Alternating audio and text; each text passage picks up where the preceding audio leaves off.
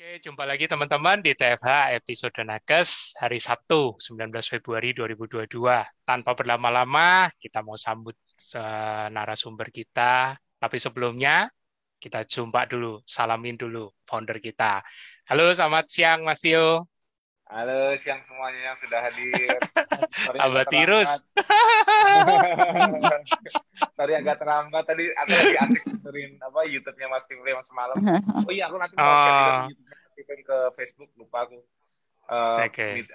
Mas Piprim apa s- ngasih penjelasan mengenai COVID di Kars itu ya, komunitas Kars itu. Hmm, hmm. Nah, itu nanti tapi itu penjelasannya bagus banget, nanti penting banget untuk di para warrior untuk nonton juga. Aku lupa tadi mau nge-share tapi aku lagi asik nonton. Keren, penjelasannya keren, jawaban pertanyaan juga keren-keren. Nanti mesti aku share habis sore lah, ntar aku share bisa acara. Oke, Analoginya terima makin kasih bagus ya semua. Mas ya. Pinter. Nah, makin simpel ya, gampang. Kalau kalau aku tuh kadang-kadang kalau disuruh jelasin simpel-simpel gitu nggak bisa, aku pasti ngerempetnya ke yang ngejelimet-jelimet. Tapi memang kadang-kadang yang dibutuhkan itu simplicity, karena kalau diajak ngejelimet nggak semua orang bisa ngikutin itu juga sih. Oke, Kayak Mbak Iya. Mbak narasumbernya kayak kita siapa Mas? ya, sorry.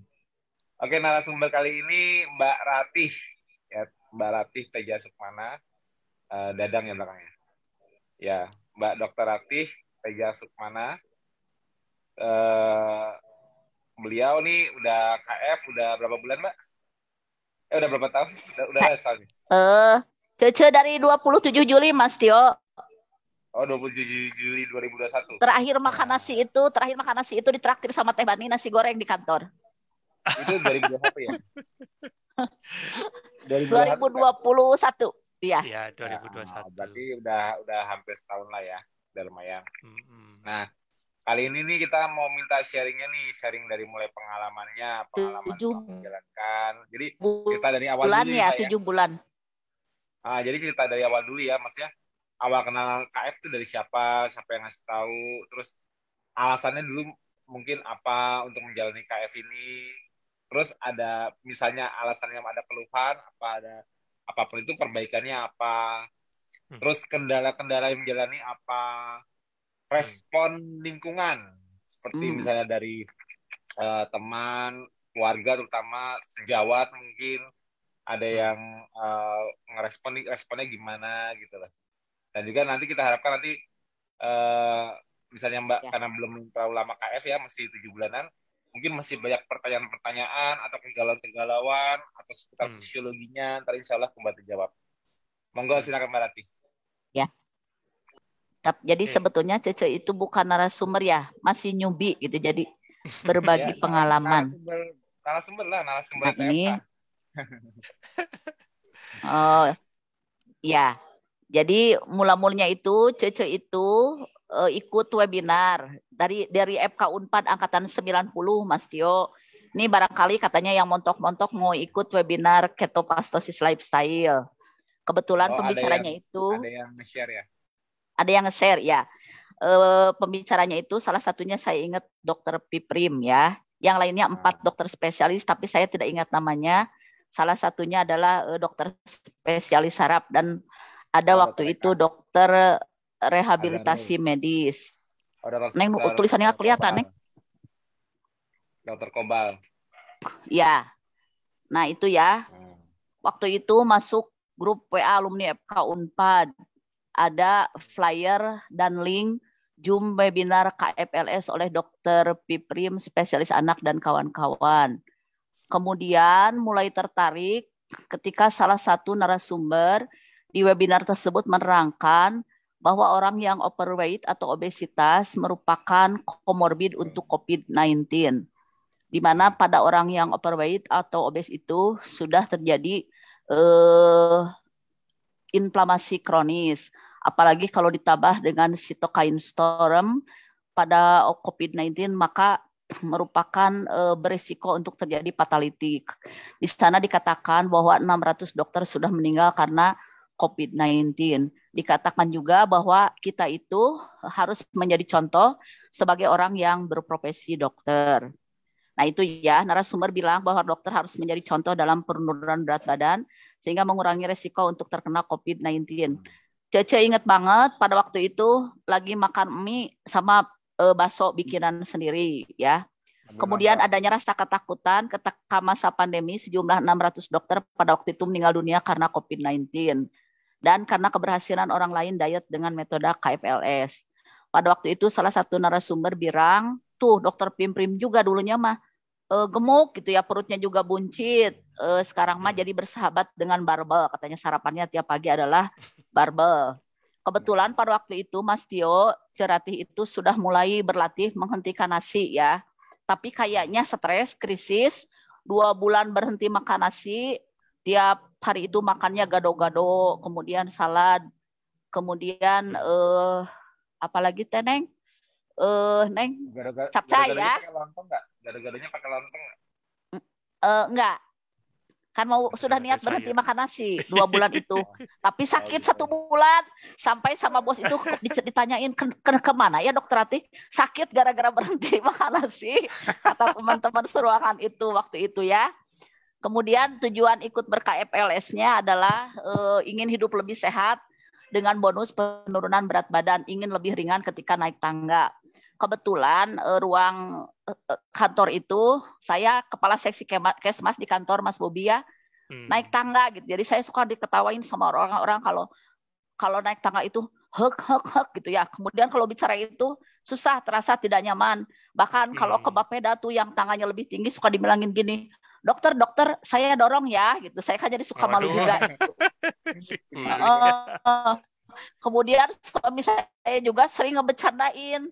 Kalau bahasa Sundana mah Mas Tio si Mami mandi beki ngabugigag gitu. Jadi ngabugigag itu artinya besar sekali gitu. Jadi udah disentil-sentil sama suami, sama mertua gitu. Mertua juga ketika saya berkunjung sering bilang, "Neng atuh kecilin badannya," katanya.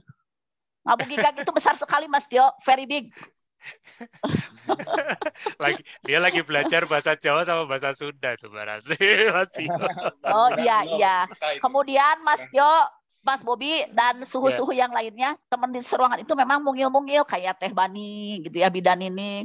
Mereka itu suka pakai celana jeans. Saya juga pengen dong pakai celana jeans, kata saya gitu. Itu kali ya yang disebut oleh Pak Bang Joko, Cece harus punya crystal clear goal, katanya gitu Mas Tio ya. Kemudian memutuskan ber-KFLS, adanya support di WAG webinar itu terutama dari suhu Mas Pujo, suhu Insinyur Udi, bahwa Cece bisa turun. Yang mengucapkan welcome to the WAG 82 itu pertama Mas Suhu Pujo yang ngajarin buat bone broth pertama itu Suhu Insinyur Aspamudi, kemudian water fasting diajarin Pak Ari sama Pak Bambang Joko. Kalau yang optimis bahwa lingkar perut Cece bisa berkurang itu Profesor Bay. Adanya tim support dari suami, keluarga, teman-teman kantor untuk menjalankan KFLS. Ya pasti Dokter Ati bisa katanya, bisa lebih cantik dari sekarang katanya. Jadi mereka itu suka menghibur. Sebetulnya wajah mah dari sekarang juga meski gemuk cantik, tapi katanya bisa lebih cantik lagi kalau lebih kurus gitu. Diiming-imingin. Ya, kan ibu-ibu mah pengen disebut cantik atuh Mas Bobi Halimnya. Jadi aku semangat gitu ya. 82 itu apa, Mbak Rati? Angkatan 82 ITB itu grup 82. Ya, ada Bunda ini di sana. 82 Masa gaul. Jadi saya bergabung dengan orang-orang ITB, Mas Tio, tapi mereka kok jago-jago fisiologinya. Jadi saya belajar lagi kedokteran itu. By the way, sepupuku dosen-dosen ITB juga loh, tapi di elektro. Dosen elektro dia banyak sepupuku di sana. Iya, tapi jadi mereka itu kan ngerti fisiologi, jadi aku belajar lagi buka-buka fisiologi itu takut ketinggalan. Nah, kan? Mantap. Padahal mereka bukan dokter ya? Iya, bukan dokter. Kayak Mas Tio kan insinyur elektro, kata Pak Bambang. Mas Tio itu insinyur elektro katanya. Tapi fisiologinya kalau lebih jago dari Cece ya, kata saya langsung insecure itu saya. Kemudian proses ya. Proses KFLS. Proses mengikuti KFLS berjalan cukup alot karena tingkat stres yang cukup tinggi. Ada gangguan circadian ritme yang mengakibatkan proses penurunan berat badan tersebut alot ya. Jadi memang ada faktor stres yang membuat memang Cece susah tidur, kadang-kadang jam 12 baru tidur. Kemudian sudah tidur jam 2 teh bangun lagi gitu ya. Kemudian pada awalnya kuku dengan dry fasting selama 14 jam dengan tidak mengkonsumsi apapun. Ketika waktu makan buka masih mengkonsumsi karbohidrat. Selama dry fasting selama 2 minggu menghasilkan penurunan berat badan sebanyak 2 kg. Dari awal 106 kg menjadi 104 kg. Setelah 2 minggu menjalani dry fasting, mulai tergerak untuk mengikuti KFLS dengan metode water fasting yang direkomendasikan oleh Insinyur Bambang Joko dan Pak Aris. Sesudah water fasting 1 hari, mencoba ditimbang berat badan ada penurunan yang signifikan sebesar 0,8 kg. Kemudian sampai sekarang water fasting masih dijalani dengan hasil total penurunan berat badan selama 6 bulan sebanyak 19 kg. Water fasting 1 hari maksudnya gimana, Mbak? 1 hari itu bisa turun 8 on, Mas Dio, terfasting 23 jam.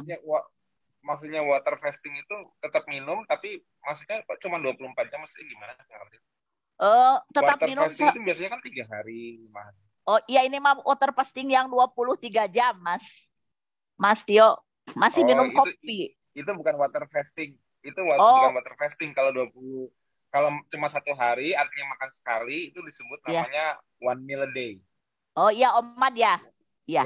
Makasih. Makasih Mas Tio atas koreksinya. Ya. Oh, kebimbangan selama KFLS sekarang berada di fase manja ya, bukan jenuh ya. Kalau kata Mas Supojo mah itu teh karena Cece merasa sudah berhasil. Dan sering melakukan cheating terutama ketika weekend dan dinas luar. Kata Mas Supojo, Cece kalau dinas luar bisa bakal 12 telur asin, seharinya 4 telur asin, tapi ketika orang makan peserta rapat lain, Cece suka begini, oh poor little me, aku juga ingin makan gitu Mas Tio ya. Jadi itu hambatannya, Kabita. I do not resist the temptation gitu. Akhirnya ingin punya body bohai di seksi kente kalah dengan Kabita, Mas Bobita. Itu kebimbangan dan hambatannya ya yang agak berat ya. Apa ya Mas Akal nih Mas? Apa ya? Ayo. Oh, Kabita itu ngiler. Kepengen. Ngiler, iya betul, Mas. Ya betul itu. Jadi terasa mengasihani diri sendiri. Oh, poor little me gitu ya. Datanglah pengampunan diri. Sekali-kali mah tidak apa-apa. Biarinlah sekali ini. Tapi jadi trigger itu teh Mas Bobi. Jadi kembali lagi ke mantan terenak. Tapi Mas Jo dari 27 Juli itu Cece tahan, tidak makan nasi, tidak makan kupat. Cuma ya itu yang lain-lainnya. Kemarin pas ke Purwokerto liburan ada lumpia boom, ya itu dilahap. Ada molen dilahap. Cuma memang kalau nasi mah tidak sama kupat mah kuat gitu. Bahkan kalau si Bibi lupa aja ada kupat kemakan langsung dikeluarin lagi gitu. Cuma yang lain-lainnya itu waktu ke Starbucks-nya Neng Bani, hey makan apa teh Mami teh nu? Oh cinnamon roll tuh sama Neng Bani. Moal. Apa teh dimakan we atuh udah sayang bonusnya di Starbucks. Nah itu Mas Bobi masih suka gitu aku.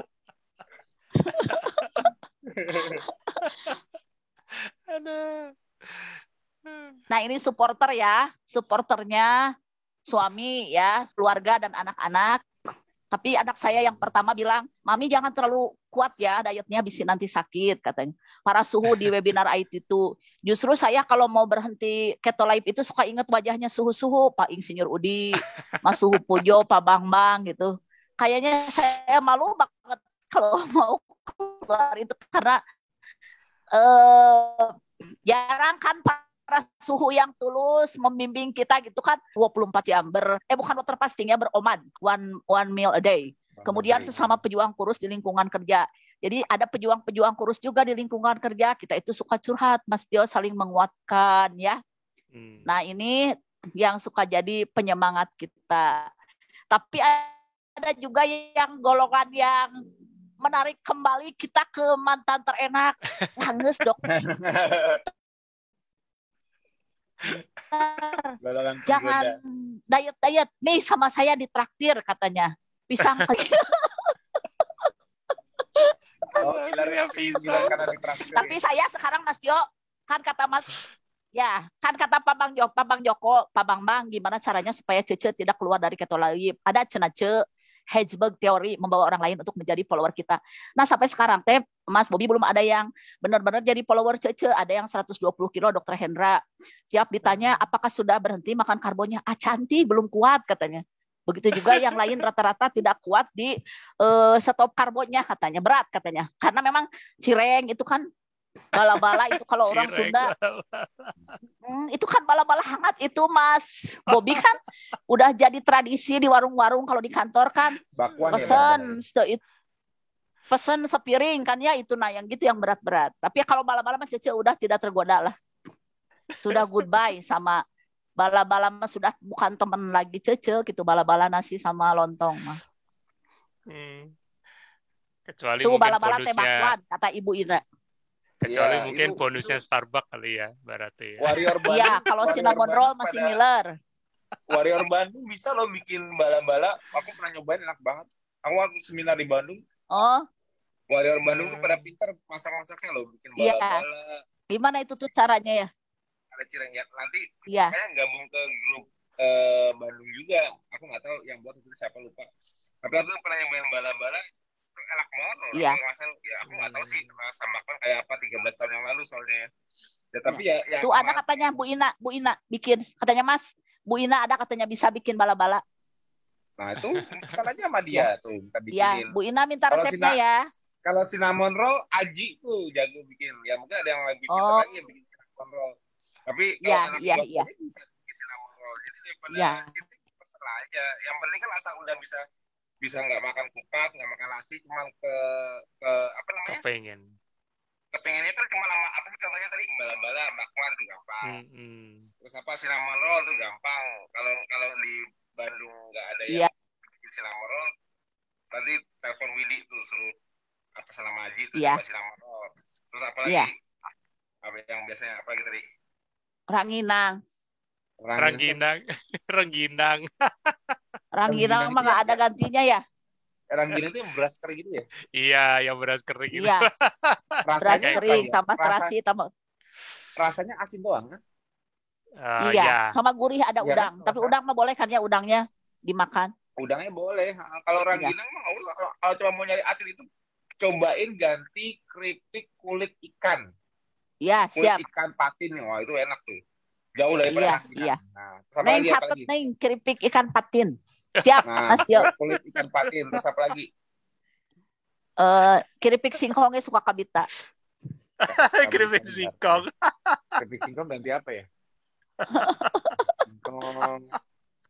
Apa ya keripik singkongnya? Mama yang pada jago masak harus tuh serang tuh nyari keripik singkong kayak apa itu. Gimana caranya? Aku juga nggak tahu. Udah lupa rasa keripik singkong kayak apa. Iya. Mudah-mudahan Cece juga ya, Mas Diom bisa cepat melupakan mantan-mantan terenak itu ya. Pasti. Nah sebelum lanjutnya kasih tips nih biar nggak lupa. Mumpung aku masih ingat. Jadi kuncinya nih Mbak, untuk kita kalau aku biasanya banyak pertanyaan newbie yang baru gabung nanya ke aku, Japri, Mas gimana ya kiat-kiatnya supaya kita nggak pengen karbo lagi, kiat-kiatnya kita supaya nggak gampang gitu lagi. Biasanya aku gampang ngasih clue-nya gini. Memang awalnya niat ya, konsistensi di niat ya. Iya. Tapi kalau sulit, modal pertama supaya kita pagi-pagi nggak gampang lapar dan kita bijak dalam memilih makanan, modal pertama ialah tidur bagus. Kalau tidur kita bagus, abis isya kita tidur, terus bangun pagi subuh kita segar, badan fresh, nggak ada lemes-lemesnya, itu pasti deh puasa itu mudah. Iya. Pasti deh bawaannya pengen banyak bergerak, pengennya nggak bisa diem. Pasti deh gampang relax. Kalau jadi karena kita moodnya bagus, kita nggak gampang kegoda sama mood booster dari karbo itu. Kan karbo itu kan biasanya sebagai mood booster. Iya. Ternyata orang kalau moodnya nggak enak, moodnya lagi nggak bagus, mereka nyarinya karbo untuk membalikan mood mereka. Betul kan? Iya. Padahal itu salah. akarnya moodnya di awal nggak bagus apa? Itu yang diberesin. Makanya tidur bagus menjamin mood kita bagus. Dan kalau kita dikasih masalah bertumpuk, kalau Ya. kita tidurnya bagus, troubleshootingnya mudah. Kita tetap rileks untuk men-solving segala masalah pada hari itu. Itu kuncinya. Terus tips berikutnya ialah kalau jangan sampai kita kalahnya karena lapar. Karena kalau kita lapar, jelas kita gampang kegoda karbo, jelas dong. Ya kan? Pilihan kita jadi ini atau kita udah ngebayangin yang enggak karena lapar. Itu sebabnya kalau tidur bagus itu membuat kita tidak mudah lapar, tapi pastikan kalau yang nyubi-nyubi ini aku suruh begitu waktunya jendela makan, kalau kamu di lingkungan yang menggoda semua, langsung makan yang kenyang.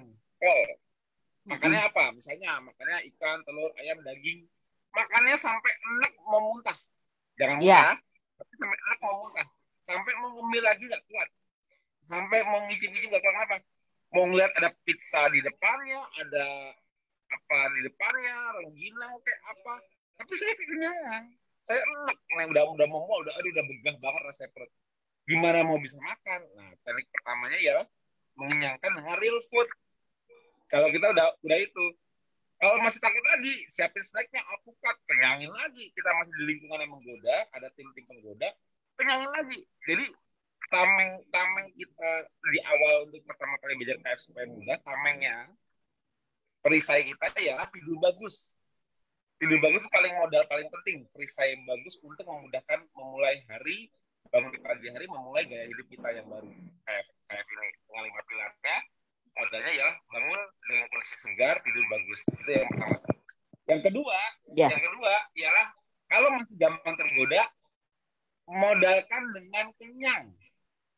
Orang kalau kenyang itu nggak kuat makan, nggak mampu ngemil lagi. Nih tipsku yang ketiga, sibuk. Orang sibuk, pernah dengar nggak? Orang sibuk sering lupa makan. Iya. Benar kan? Kalau kita sibuk, kita ada aja dikerjain, atau kalau kita nggak ada kerjaan, kita nyari kerjaannya, kita mau aktif secara fisik, aktif untuk melakukan produktif, melakukan sesuatu, itu dijamin nggak kepikiran makan. Ada cemilan, tapi aku lagi sibuk ini nggak bukan waktunya makan. Ada gini. Jadi kuncinya adalah tidur bagus, makan dikenyangin, makan real foodnya begitu udah jadilah makan dikenyangin. Yang ketiga sibuk. Itu kunci, itu 3 tips yang suka aku kasih ke newbie di awal-awal kiat mereka untuk memulai di lingkungan yang belum support. Karena yang support Mbak kan di grup A2. Tapi kalau di lingkungan Mbak yang di kerjaan kan belum banyak yang support, malah ada golongan penggoda tadi kan. Nah, untuk memperkuat Mbak, itu ialah 3 itu.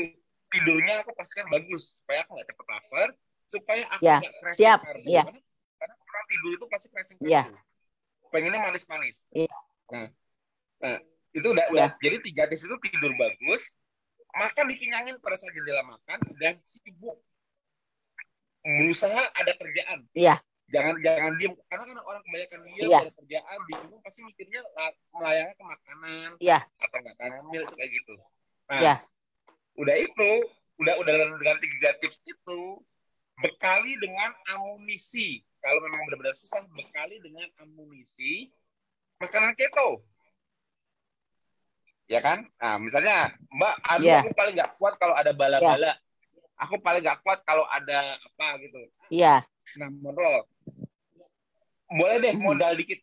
Memang makanan keto nggak ada yang murah. Karena bahannya bukan karbo. Karena karbo pasti lebih murah dong dibanding protein dan lemak. Nah, pasti bahan-bahan orang-orang yang bikin makanan keto pasti kan bahan-bahannya unsurnya nutrisi fact-nya kan protein dan lemak. Makanya harganya beda, mahal. Tapi supaya nggak costly buat kita nggak keluar biaya banyak. Aduh, dulu aku makan bala-bala harganya cuma berapa sih kalau bakwan sekarang di pasar berapa sih? Bakwan itu berapa sih harganya? 3.000. Misalnya bakwan 3.000. Nggak mungkin ada yang jual bala-bala harga di bawah 10.000, nggak mungkin. Tanya lagi lah. Ini kok bisa harganya sama kayak bala-bala karbo? Itu tanda tanya kalau kayak gitu. Karena bahannya nggak mungkin murah. Karena dia protein dan lemak posisinya. Ya kan? Nah, Kalau gitu, maka bala-bala yang udah jelas agak mahal, ya, bala-bala yang udah jelas agak mahal itu, yang keto, itu dijadikan bekal aja, disimpan sebagai kayak peluru cadangan. Kalau Mbak pengen makan, jadi supaya nggak ngiler. Dan kalau saranku makan kue-kue keto maupun apapun yang di keto itu supaya nggak ekses, nggak berlebihan, makanya real food dulu kan dengan gunakan trik yang pertama tadi 3 itu. Makan kenyang, makan ikan telur yang kenyang. Jadi begitu udah pengen banget makan bala-bala baru 1 atau 2 udah kenyang. Karena tadi masih ada kekenyangannya. Nah, jadi kan untuk makanan-makanan ketonya kan lebih hemat. Nggak costly juga, nggak membuat biaya hidup makin berat. Bala-bala ketofainya, misalnya butter besar atau cinnamon roll-nya, apapun itu, stok aja di kulkas. Jadi tipsnya itu ialah selalu punya stok makanan keto. Kalau orang yang susah melawan godaan, selalu punya safety stok makanan keto di kulkas. Gak apa-apa, daripada gagal, tapi tetap dengan modal awal 3 tadi. Tidur bagus, kalau makan real food sampai kenyang, dan sibuk. Tapi begitu kepepet, gue punya stok. Gak ngiler. Apa? Ada orang makan cheese stick. Ada cheese stick itu. Tapi kan kita ingat, makannya kan habis makan real food dulu. Jadi kita makan cheese stick itu gak sekantong habis sendiri. Karena bagaimanapun juga kalau namanya walaupun makanan ketofai, entah itu bala-bala, entah itu cinnamon roll, entah itu cheese stick, apapun itu yang ketofai, itu pasti nggak cepat mengenyangkan seperti real food. Kalau kita makan cheese stick duluan ya 15 dong. Makanya tetap selalu awali dengan di jendela makan, langsung makan real food. Dan saranku buat Mbak spesifiknya, nggak usah deh omat dulu. Omat itu nanti aja. Mendingan Mbak supaya mudah konsisten buka jam 12 aja dulu. Bukan jam 12 makan kenyang, tapi begitu makan kenyang, Mbak udah punya perisai untuk menghadapi golongan penggoda. Aku baru saja habis makan kenyang, daripada Mbak makan omat, pengen omat, tapi selalu gagal dulu, cheating dulu. Kenapa? Karena Mbak omatnya lapar. Jadi begitu jam 1, jam 2, masih nunggu omat, tapi udah ada yang godain dengan apa tadi, lumpia, apa, dia nggak usah omat. Dengan buka jam 12 makan kenyang pol, udah ada orang balumpia ya makan aja lumpianya. Aku udah kenyang tadi, aku makan ikan 3, telurnya 2, udah begah. Nah gitu, jadi jangan sampai kita punya target pengen buru-buru turun berat badan kita maksain omat, tapi di perjalanannya kita malah apa? Karena kita belum mampu terus dan kita masih lapar, gampang tergoda, kita malah kalah nanti. Kalahnya dengan cheating. Mendingan nggak omat, buka jam 12 aja, tapi nggak cheating dibanding selalu berusaha buka jam sore, 1 meal a day, tapi di tengah-tengahnya di perjalanannya itu sering cheating. Karena apa? Sering nggak kuat dan godain, gampang kabita, gampang ngiler. Ya ngiler lah, perutnya masih kosong, masih ngiler. Nah, itu tips yang aku kasih buat Mbak sebelum aku lupa. Karena itu sering aku kasih ke para newbie buat pegangan mereka. Karena mereka selalu merasa gak sanggup. Karena aduh, lingkunganku terlalu banyak karbonya, aku gak kuat itunya. Tapi pasti kuat. Nantinya lama-lama Mbak pasti gak bakal craving lagi. Aku yang jamin. Tapi gunakan 3 modal tadi itu. Tidur bagus, jendela makan kenyang, jendela makan langsung makan kenyang, terus sibuk, itu modal bagus. Nah, cadangan backup plan punya makanan keto di kulkas di stok ataupun dibawa, nggak jadi dimakan nggak ada masalah.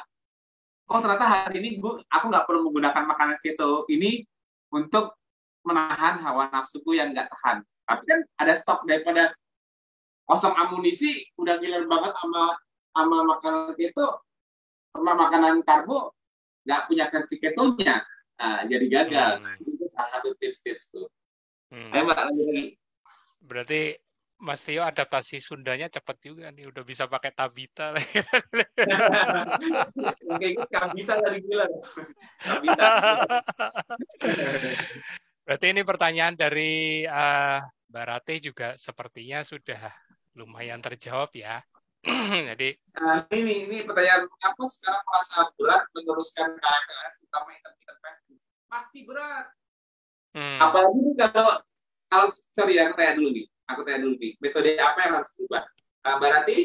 Ya, Mas Tio. Ya. Ini kan Mbak Rati ada pertanyaan nih. Mengapa sekarang merasa berat meneruskan KFLS? Iya. Nah, tadi Mbak udah dengerin 3 tips juga. Oke, aku ulang. 3 tips itu Tidur tadi bagus ya. Terus? Pada saat jam makan dikenyangin, sibuk. Nah, sip. Nah, sekarang kan Mbak muncul pertanyaan nih, mengapa sekarang merasa berat meneruskan KFLS terutama intermittent fasting? Ya. Pada saat dia makan dikenyangin, makannya. Nah dulu Mbak, maksudnya dari 3 yang aku kasih. Kemudian sibuk dan sediakan cemilan yang keto pie di kulkas. Ya, enggak. Sekarang susah intermittent fasting, itu karena tidurnya masih nggak bagus, nggak tidurnya sekarang jam berapa malam?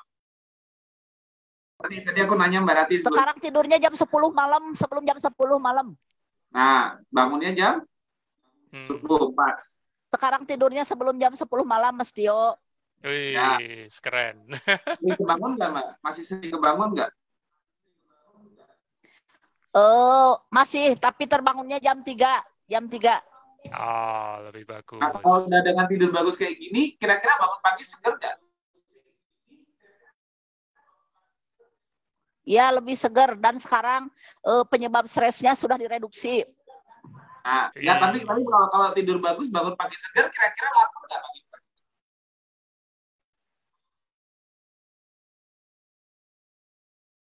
Halo? Ah, hilang lagi.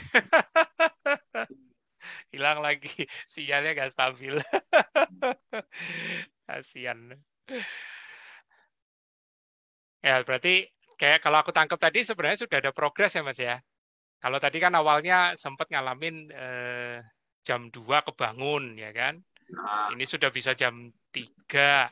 Dengan tidur sebelum jam 10 sudah bisa tidur. Berarti kan harusnya sudah lebih baik. Habis isa aja. Kalau mau bangun jam 3, jam 4, tidurnya habis isa. Sebelum jam 8 udah tidur. Yang jam 10, kalau jam 10 baru mulai tidur, bisa jam 9, 10. Tapi ternyata tidurnya jam 10 lewat. Jam 3 itu pendek kan? Iya, memang sih. Tapi tadi aku tangkap sebelum jam 10 udah bisa tidur tadi aku tangkap. Udah mulai bisa. Makanya tadi aku sebelum putus aku mau nyaranin untuk habis isa tidur. Makanya tidur. Gitu. Jangan jauh-jauh jaraknya. Ini sudah online lagi nih. Ya. Bentar. Ya, silakan Mbak. Unmute lagi. Iya. Jadi Cece itu memang tingkat stresnya tinggi ya Mas Tio ya. Jadi sekarang itu belajar simplify my life, menyederhanakan hidup Cece. Menyederhanakan hidup Cece, tidak overthinking gitu. Overthinking. Iya. Makanya susah tidur dan cepat terbangun itu kan karena banyak pikiran. Sekarang pikirannya banyak dikurangi. Nah, gitu dia. Makanya saya mau ajarin Mbak nih. Aku mau kasih tips ya. Aku kasih tips ya Mbak. Iya. Iya. Nah, selesai Zoom ini, start besok Minggu ya. Oke deh, start besok Minggu, jangan lagi oman. Aku maunya Mbak start over lagi, buka jam 12 aja. Jangan buru-buru oman. Ya. Langsung buka jam 12 aja, makan kenyang. Siap jam 12. Kalau masih lapar, jam 3 ngemil lagi, ada alpukat. Tapi hari Minggu, ingat yang aku bilang tadi itu, harus kenyang supaya nggak gampang digoda. Terus kalau yang penting sibuk. Terus kalau udah sore Mbak, habis asar, Mbak udah relax. Kalau misalnya apapun kerjaan di hari Seninnya, kerjaan udah mulai agak ngerem. Nggak usah terlalu, nggak perlu terlalu nge-push harus selesai hari ini. Semua kerjanya nanti besok, besok pagi. Jadi nggak usah dipusingin, nggak usah dibawa pikiran terus. Nah kalau udah sore kayak gitu, itu udah mulai waktunya santai. Sampai rumah, relaksasi, nonton yang lucu-lucu supaya santai gitu, nggak usah banyak pikiran. Udah itu makan kenyang di jam 5 atau jam 6 sore habis maghrib makan kenyang. Jadi tadi siang udah kenyang, Terlalu sibuk ya. ngemil sekalipun, alpukat, Ya, ya. pastikan jam 6 habis maghrib, kalau perlu habis maghrib atau jam 5 Iya. itu atau habis maghrib, itu makan sampai kenyang, benar-benar udah nggak mampu makan lagi. Sampai seperti itu. Itu nanti Mbak begitu isak pun udah muap-muap. Kalau Mbak kekenyangan, pas maghrib itu kekenyangan, atau jam 5 itu udah makan sampai kekenyangan, itu nanti Mbak sekitar jam 7-an atau pas lagi sholat isya, itu Mbak udah bolak-balik muap. Ruku aja susah. Karena kekenyangan. Nah, selesai sholat isya, nggak usah lihat jam berapa, langsung masuk kamar. Lu tidur, nggak usah nunggu jam 10, nggak usah nunggu jam 9, nggak usah ada acara lain. Pokoknya gunakan sholat isya itu sebagai relaksasi terakhir. Iya, iya. Kan orang kalau sholat itu kan relax dong, itu nggak, Mak? Iya. Nah, kalau habis sholat relax nggak? Pikiran lepas nggak? Biasanya lebih rileks. Ya pasti dong, namanya kita sholat kan kita kan berserah diri, kita kan berdoa itu kan kita berserah diri. Ya, Iya. kalau aku udah ambil wudhu, aku mau sholat, berarti aku sholat tujuan sholat itu apa sih? Tujuan sholat itu kan berserah kan? Iya, mendekatkan diri pada Sang Pencipta. Ya, artinya intinya gampangnya berserah diri. Iya, Pasrah. iya. Ya kan, Ya. setiap sholat pasrah. Nah, jangan sampai sholat masih kepikiran hal-hal lain atau kerjaan apapun, itu berarti nggak pasrah. Sholatnya nggak bakal khusyuk. Nah, kalau Iya. kita udah pasrah, berserah diri, detak jantung itu turun. Kalau Iya. sholat atau berdoa yang benar, apapun Iya. agamanya, kalau orang berdoa atau berdoa menurut agama masing-masing maupun sholat, kalau benar-benar itu berhasil doanya dan mau didengar, selesai doa, selesai sholat, detak jantung turun. Itu Oh yang iya. Iya. tadinya aduh aku berdebar nih, cemas, banyak pikiran. Dia sholatnya benar, selesai sholat, dia kok santai, detak jantungnya turun, nafasnya relax. Itu yang benar. Makanya kalau kita kan yang bagian muslim kan kalau udah asar, misalnya gini, dari Mbak sholat subuh, relax, terus langsung bekerja, siap-siap semua kesibukan, terusin kerja semua, dikejar tol dari pagi, nanti jam 12 siang, relax lagi dulu, ngerem sebentar, sholat, makan, lebih relax lagi. Nanti habis asar, habis asar ini, jam 3-an habis asar, ini waktunya benar-benar harus sudah mulai ngerem. Habis relax, sholat, relax, makan cemilan, kerjaan mulai santai, nanti jaraknya udah mulai dekat tuh, maghrib, disuruh relax lagi. Udah relax, makan lagi, lebih relax. Habis itu, sebelum tidur, relax lagi, Isa. Udah relax dari makanan kekenyangan, udah relax dengan sholatnya, mau apa lagi? Tidur kan? Iya. Nggak perlu relax dengan drakor lagi kan? Iya. Nah, jadi nggak usah, karena udah relax dari makan kenyang dan relax dari sholatnya, tidurlah. Udah. Bangun jam 3, jam 4, nggak apa-apa. Mau bangun malam, pipis, terus sholat lagi, sholat tahajud, tidur lagi. Bangun malam, sholat tahajud kan bikin relax kan? Iya. Kalau bikin relax, harusnya bisa tidur lagi. Apa susahnya?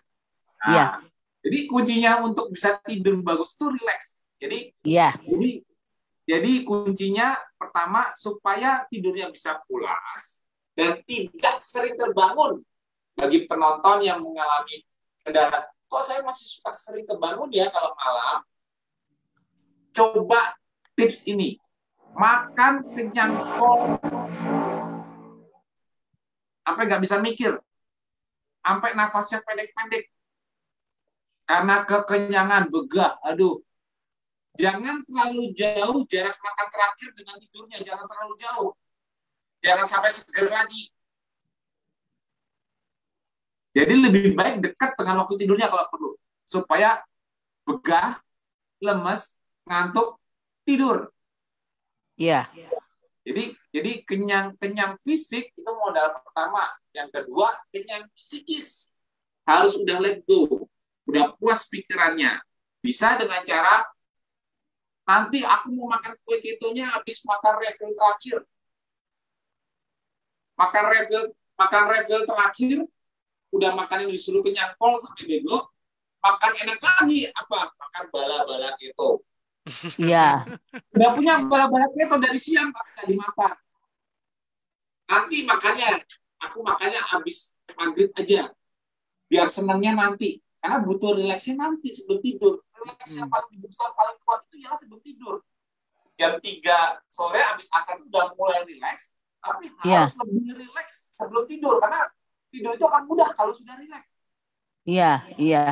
Bisa dimodifikasi dengan rileks yang dimunculkan oleh efek rest and digest akibat dari makan kekenyangan tadi. Ditambah kita sholat, jadi tenang, udah let go, udah pasrah, segala urusan duniawi besok saya lanjutin, habis sisa saya udah nggak mikir apa lagi, udah relax. Saya tinggal merenung. Ini udah kekenyangan, udah ngantuk, pikiran udah plong, tidur. Iya. Nah, itu udah pasti paling ngebangun sekali, 2 kali udah paling banyak, untuk sudah tidur lagi juga mudah. Iya. Makanya sebetulnya tidur itu gampang loh. Aku tuh sampai belajar masalah tidur ini dari tahun 2020 sampai sekarang ini cuma mendalami masalah tidur itu sebetulnya bukan buat aku, buat orang-orang. Iya. Iya, Mas Tio, Cece pernah cerita ke Mas Supujo. Yang paling berat itu memang let go masalah keluarga. Nah, sholat. Coba aku tanya, makanya aku ngetes sholatnya Mbak Cece. Sholat Cece lagi. Iya, itu. Adaptasinya bagus. Saya itu ke Mas Pujo bilangnya kalau saya cerita takut ngebuka aib masalah keluarga. Nggak usah. Ini Mbak, aku nggak pernah mau tahu masalah pribadi. Ya di sana saya Mas Tio susah tidur dan bangun laginya karena masalah keluarga itu Mas Tio. Jadi sekarang aku udah belajar let go, seni menerima. Let go-nya. Betul. Ya. Jadi gini, Mbak sebelum sholat nih, sholatku benar-benar khusyuk nggak ya? Doaku benar-benar niat untuk Allah nggak ya? Karena kalau seseorang sampai sholatnya nggak khusyuk, itu artinya dia belum berserah. Iya. Iya, aku emang belum khusyuk. Emang kemarin itu suka masih ngegerutu. Kok Allah aku diginiin sih gitu. Nggak boleh. Jadi kalau senjata utama itu kalau ya gini. Makanya kita semua orang kenapa manusia dunia sekarang itu semua punya agama. Iya. Semua berketuhanan. Kenapa? Karena Tuhan itu tempat kita berserah diri, berpasrah, relax. Karena gini, kadang-kadang aku sering mikir, ada misalnya Mas Budi ke gereja. Kalau ke gereja, ngapain mikir, ini masalah ini apa ya? Gereja fokus kan berdoa kan? Iya, betul. Ngapain? Masa di gereja masih mikirin, oh ini ya ini. Jadi hasilnya apa nanti pulang dari gereja? Iya. Kosong, Mas. Nggak dapat apa-apa. Kita yang Muslim disuruh 5 kali relax. Iya. Hasilnya nggak relax kan konyol. Berarti 5 waktu sholat saya sia-sia. Terkesan kayak sia-sia. Dekat ke maghrib itu harus makin relax. Ke Isya lebih cepat. Kok nggak ada hasilnya ya? Berarti sholat saya gimana ya? Sholat saya, pada saat saya sholat saya berserah ya. Apa saya masih kepikiran terus? Itu tidak berserah. Nah, ibadah pun harusnya kita harus maksimalkan untuk berserah. Iya. Aku nyerah mau diapain? Gini loh, kalau berserah itu gini loh. Deh, aku nyerah deh. Mau tadi habis ditelepon tukang tagih utang kayak masih ada itu rumah apa tadi ninggalin rumah dikunci nggak ya? Ya pokoknya aku udah sholat, ya bodo amat mau kerampokan, aku udah serah. Waktunya aku berserah. Nah, kunci berserah diri itu ya pada saat sholat itu ya menghasilkan secara fisiologinya ialah relax. Iya. Kita turun, pikiran santai. Itu loh simpelnya kayak gitu. Iya, emang. Nah, makanya kalau itu belum berhasil juga, tapi aku pengennya itu berhasil karena itu modal utama. Iya. Baru nanti Mbak japri aku lagi, aku kasih latihan Pagaton. Iya. Latihan pernapasan untuk menurunkan detak jantung. Suka kan Cece itu nyanyi sama TikTokan latihan Pagaton kan? Nah, kalau katanya nyanyi dan Ya, tiktokannya itu habis asar. ya. Sampai Oh, jadi harus Neng Bani gitu. habis asar. Oh, Bentar ya, Nah, tunggu. dibikin timetable. Habis asar ya. Benar. Iya, tapi betul. Siap, Mas Uhud. TikTokan, Ya, apa-apa yang siap, Suhu. masalah kerjaan Japrian yang enggak lewatin dulu udah mulai ikut. Nah, habis maghrib misalnya Mbak gini, Ya, rata-rata orang kalau nggak bisa tidur itu biasanya kalau dia dengerin jantungnya sama nafasnya itu dia pasti berdebar deh. iya. Dan dia nggak tidur itu karena dia detak jantung kan berdebar. Betul nggak? Nah, Iya. itulah nanti aku kasih latihan pernafasan Purgator yang Ya, dari siap. dari baru yang aku baru dapat dari dokter Siti Chandra, lebih bagus lagi. Iya. Itu untuk membuat supaya kita nafas buangnya, jendela nafas buang itu lebih lebar dari jendela tarik nafas. Ya. Efeknya secara fisiologi langsung ialah Ya. jantung kita melambat. Ya. Nafas jadi shallow. Kita jadi kayak efeknya ngantuk. Nah, itu nanti juga digunakan. Itu Siap. opsi kedua setelah tuh ada yang nanya tuh ada yang nanya di chat. Apa Iya. lagi pertanyaannya?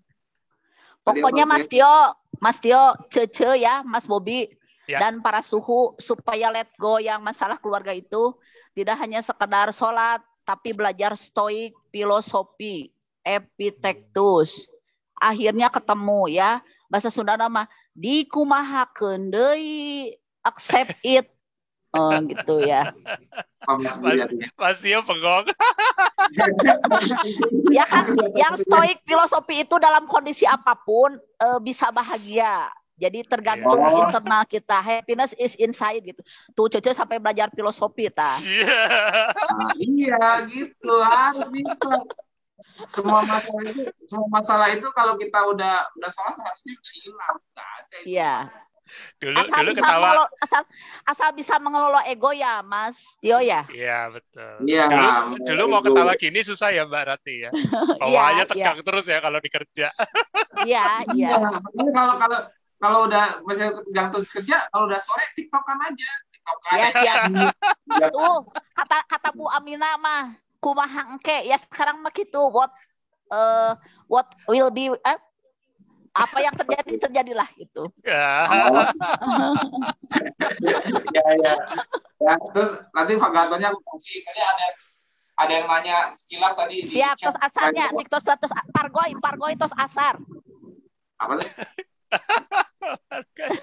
Diterjemahin dong Mbak Rati. Aku juga kepotal-potal diterjemahin. Pargoynya sesudah asar. Kalau Cece mau pargoy sama Teh Bani sesudah asar. Apa? Kalau pargoy itu goyang santuy di TikTok istilahnya pargoy. Oh, enggak. Saya enggak main TikTok, jadi enggak tahu. Aduh. Tambah lagi kamu sudah habis ini masih. Tuh, Mas Pujo tahu kalau Cece itu punya rombongan TikTok. Kalau rapat di kantor seruangan di bawah TikTok. Iya, apa? Mendingan bersenang-senang nanti habis maghrib baru makan kenyang, pol tidur. Nah, jadi kalau Mbak nanti tidurnya udah mulai bagus, pertanyaan Mbak tadi yang kenapa sekarang KFR di saat jalan KFR saya susah menjalani intermittent fasting? Terjawab, nggak bakal susah. Ya, siap. Kalau intermittent fasting jalan tidur bagus, dan intermittent fastingnya nggak perlu omat. Cuma jam 12, masa cuma kalau bangun seger, nggak lapar, bisa skip sarapan, masa buka jam 12 susah? Gampang dong. Siap. Nah, gitu. Pak Muhammad, Mas Yo, itu Pak Muhammad Jainuddin nanya apa akun TikToknya Cece, Dr. Ratih Teja Sukmana 71.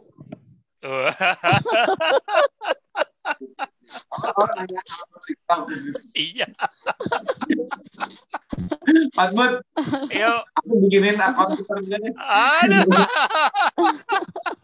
Bintang utamanya si Alim dong. Jadi kalau Mas Tio follower ketonya udah 500.000, kata Mas Pujo follower TikTok Cece 8.000-an lebih. Wih. Yang bikin akun TikToknya Teh Bani, Mas Bobi. Lumayan loh itu hasil dari lepas ego, follower 8.000. Nggak rugi kan? Iya, bisa lepas ego sesudah 51 tahun ya? Coba dari kemarin ya. Nggak mau kalah. Iya, Cece itu emang nggak mau kalah. Egonya tinggi kata pribadi juga.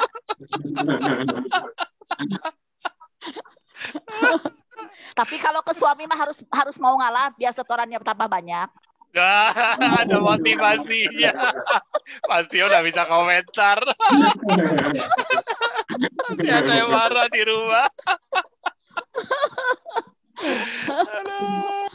Oke, di slide-nya ada pertanyaan apa lagi tuh? Di slide-nya, Mas? Pertanyaan tadi cuma 2 itu, Mas. Metode Ya, apa yang ya. dirubah tadi kan juga udah dijawab, ya kan? Jadi ada beberapa tips tadi Mas Tio sudah kasih. Nah, Oh, paling itu slide udah slide terakhir ya? udah Ya. ada satu nih saya terakhir itu kalau mungkin teman-teman yang menyimak rekaman ini belum tahu Mbak Rati dulu seperti apa ya kan. Nah, iya. itu dulu sebentar itu.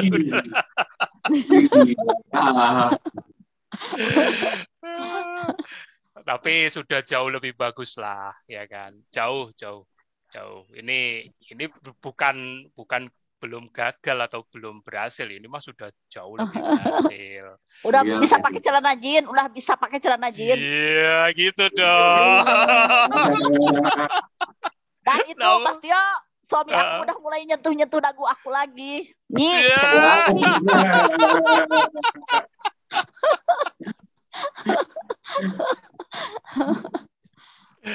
Ya nggak apa-apa lah, makanya TikToknya kan lumayan bisa sampai 8.000 followernya.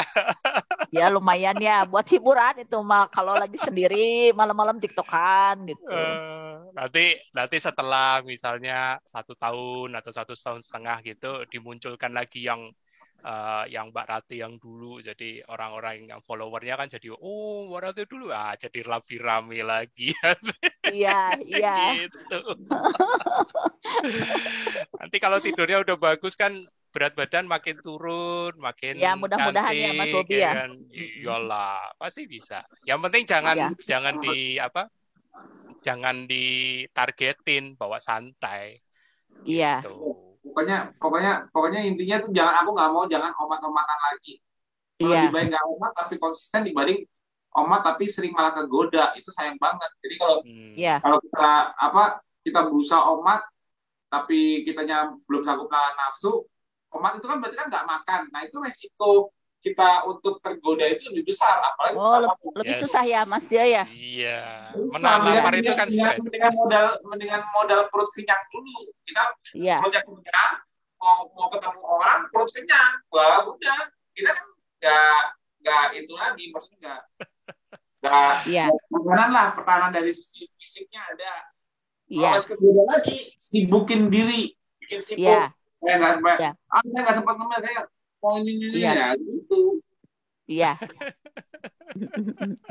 Itu kuncinya. Siap, Mas Big Suhu. Big Suhu. Bukan Big Suhu itu maksudnya suhu besar. Kalau kata Mas Pujo mah karena cucu muridnya Mas Pujo, jadi Cece itu cucu muridnya Mas Tio katanya. Oh gitu. Akhirnya besar. Mbak Rati, rasanya pertama kali disentuh dagunya lagi sama suami gimana, Mbak? Ile. Kata saya gini, aduh nggak rugi ya aku ikut KFLS, langsung berterima kasih sama para suhu gitu, Mas Bobi. Dan tadi pagi udah dielus lagi ini punggung aku, Mas Bobi. Wah. Ayo gede-gedean yuk. Ayo gede-gedean. Gitu. Ini Big Suhu tuh baru, Big Suhu. Iya.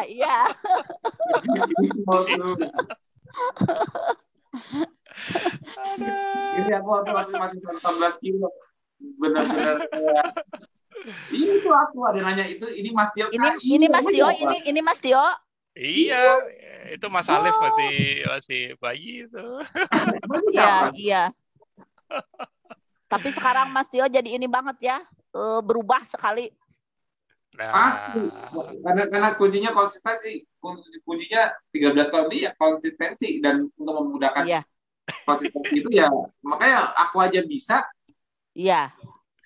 Ya, ada itu banyak aja. Ini bukan Ajis. Kembaran dia. Aduh. Aduh. Kira-kira Mbak, ayo ada apa pertanyaan apa lagi? Kira-kira Mbak yang kira-kira butuh bantuan itu apa nih? Tips apa yang bisa membantu? Nah, kalau teman-teman Mas Tio yang mau memulai keto life itu kebanyakan berat berpisah dengan nasi itu tuh. Nah, kasih nih, aku kasih tips Mbak nih supaya Mbak punya follower ya.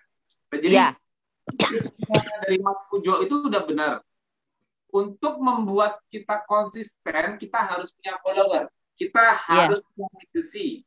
Kita harus jadi ikonnya apa ya? Misalnya apa Mas Budi bilang? Idola ya. Panutan. Ya. Karena sekarang kalau misalnya misalnya nanti Baratin udah sering bantu orang lain yang jalan KF, Mbak bantuin, caranya saya belum gini diajarin, ya otomatis itu motivasi Mbak juga untuk menjadi lebih baik dari sebelumnya, karena harus jadi role modelnya buat mereka. Nah, gitu. Aku pribadi juga dong sebagai followerku yang udah ratusan ribu, ya aku juga harus menunjukkan dong caranya gimana, membantu tips-tipsnya gini-gini. Nah, itu juga buat aku dong secara langsung. Nah, tapi masalahnya kendaraan saat itu followernya, yang calon followernya berarti kan masih kendaraannya belum bisa ngikutin. Iya. Karena apa tadi? Nasi. Susah berpisah dengan nasi katanya Mas. Ini, Mbak, tapi nggak usah bilang dari aku. Nih, bilangnya ini tipsnya Mbak, biar mereka makin follow Mbak. Oh, siap. Udah lihat videonya nggak berlaku, Mas. Bokis banget.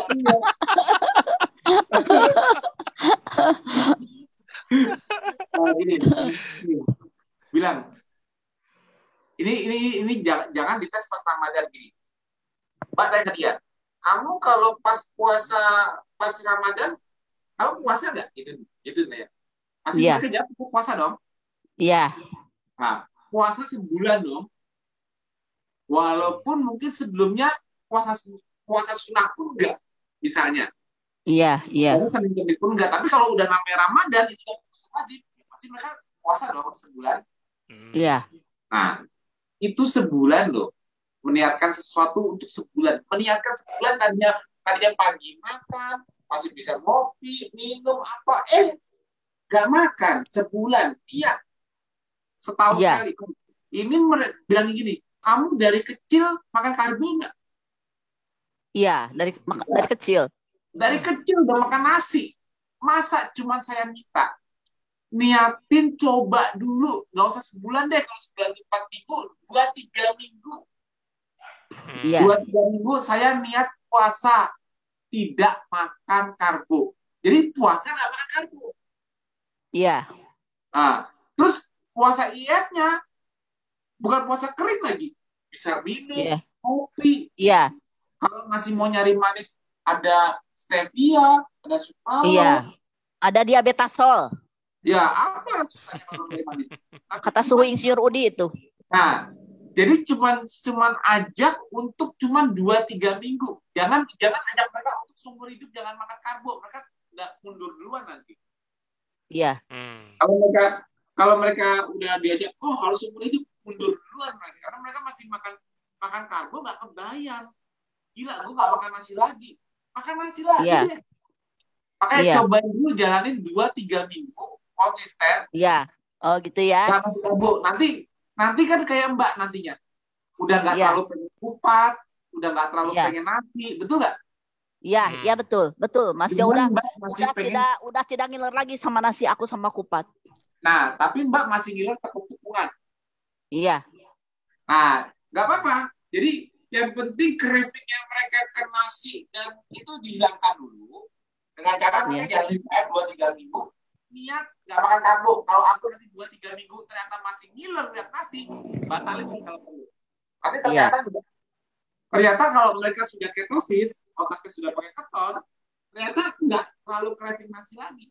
Tapi kalau godaan makanan-makanan hyperpalatable seperti donat, pizza, bala-bala, itu kan yang hyperpalatable. Kalau Iya, nasi kan nggak terlalu hyper palatable. Itu kan iya, makan nasi apa sih? Nah, tapi kalau donat apa, risol, lumpia, apa itu pepit singkong apa apa, nah itu nanti akalinnya nanti kalau udah 3 minggu, udah 2-3 minggu mereka bilang, iya ya, saya udah 3 minggu KF nih Habib, saya udah gak pengen nasi lagi, udah kan? Tapi saya iya, masih pengen makan donat, saya masih pengen makan ini. Jadi craving yang utamanya udah hilang, tinggal craving secondary. Baru iya, Mbak sama aku bilang tadi, iya, nih, tidur bagus, makan kenyang dengan iya, real food saja dalam makan, sibuk iya, dan punya amunisi cadangan apa iya. Yang cemilan bala-bala ketupai. atau kadang-kadang yang budaya yang kalau aku yakin deh para warrior yang nonton sekarang itu mungkin juga udah gak pengen makan nasi, betul nggak? Ayo di chat Iya, ngomong, si pengen nasi nggak yang udah jadi warrior? Ya kan? Gak ada yang pengen nasi kan? Udah gak ada yang pengen lihat kan? Gak ada. Tapi kalau pizza, cinnamon roll, kalau apa itu masih pengen nggak? Masih gampang kegoda nggak dengan makanan dengan unsur tepung, roti, ya kan? Bener nggak? Itu masih menggoda kalau yang nasi gampang. 2-3 minggu KF, nasi hilang.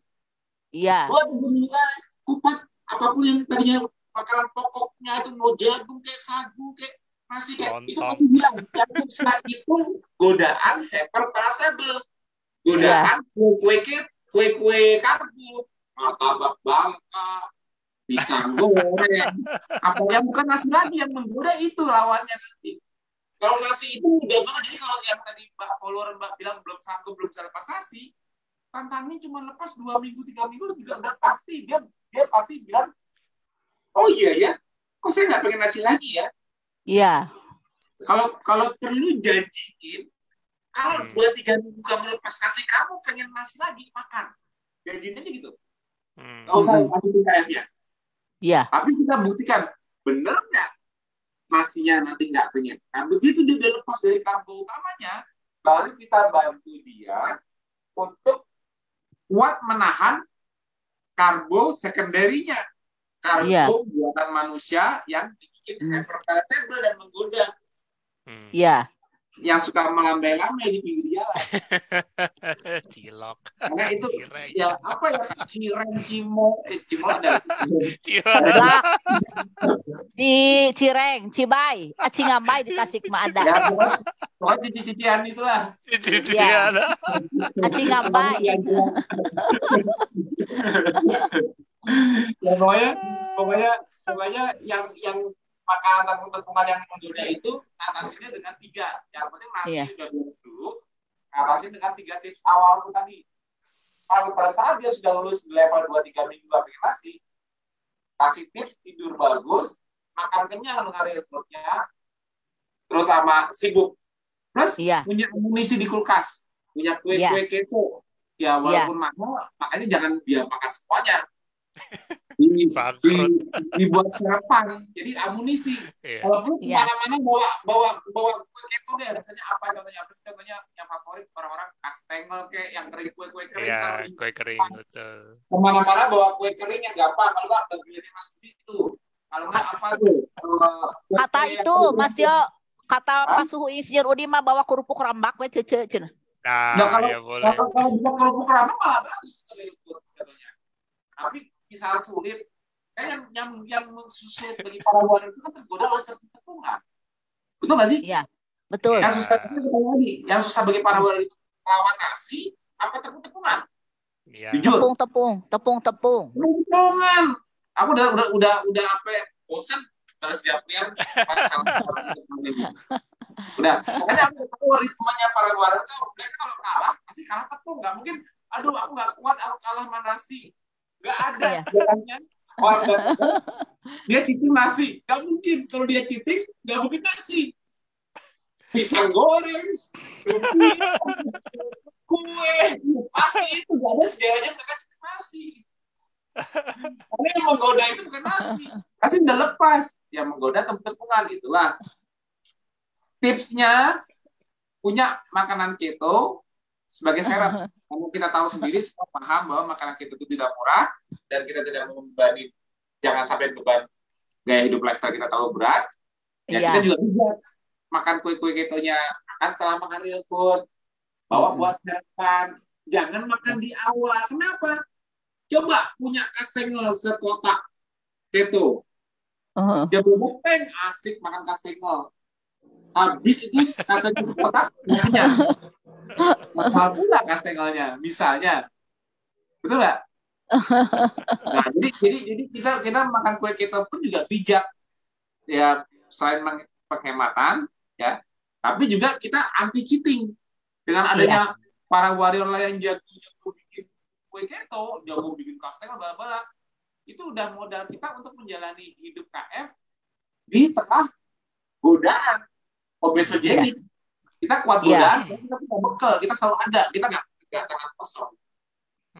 Atau misalnya Mbak nanti pintar masak, ya kreasi sendiri aja. Pakai tepung keto bikin apa kayak, Mbak bikin apa kayak, kreasi jadi suatu yang baru buat Mbak yang Mbak suka apa kreasi, malah nanti Mbak nanti jadi bisa jualan juga lagi. Oh, saya baru bikin kue keto, akhirnya saya juga bisa jualan kue keto bagi yang butuh. Nanti buat teman-temannya apa kan bisa, ayo. Iya, siap Mas Tio. Nah gitu, jadi kita ajak followernya kayak gitu. Jadi kalau yang followernya bilang sama Mbak, aduh aku belum bisa ikut karena nggak bisa lepas nasi, itu mudah. Tanpa mau 3 minggu, aku yang jamin deh. Nasi nggak pengen, cuman ke dalam mereka nanti tepung-tepungan. Nah itu baru dibantu lagi. Itu. Apalagi kira-kira? Lagi nggak Mbak Rati? Ya itu aja, didoain aja ya Mas ya, biar saya lebih konsisten, semangat dan kuat. Dan jawabanku selalu terbuka. Setiap ada godaan atau setiap ada kendala, langsung lihat aku atau lihat muka aku. Lihat aku pasti udah gini. Nggak jadi deh. Oh iya, aku mau cerita ya sama para warrior. Pertama kali dibalas itu ya WA sama Mas Tio, wah excited banget gitu. Terasa dapat hadiah gitu. Kan kata Mas Pujo itu, Cece coba WA Mas Tio, saya kan nggak berani ya. Aduh, cek aku mau bubuk keranginang gitu ke Mas Pujo. Ternyata Mas Tio itu nge WA, sampai saya liatin ke orang-orang di kantor. Ini saya di WA sama Big Suhu, kata saya. Itu testimoni aku ya Mas Tio, makasih ya. Terasa jadi orang penting aku Mas Bobi. Alah, wong kita keluarga kok nggak ada yang lebih.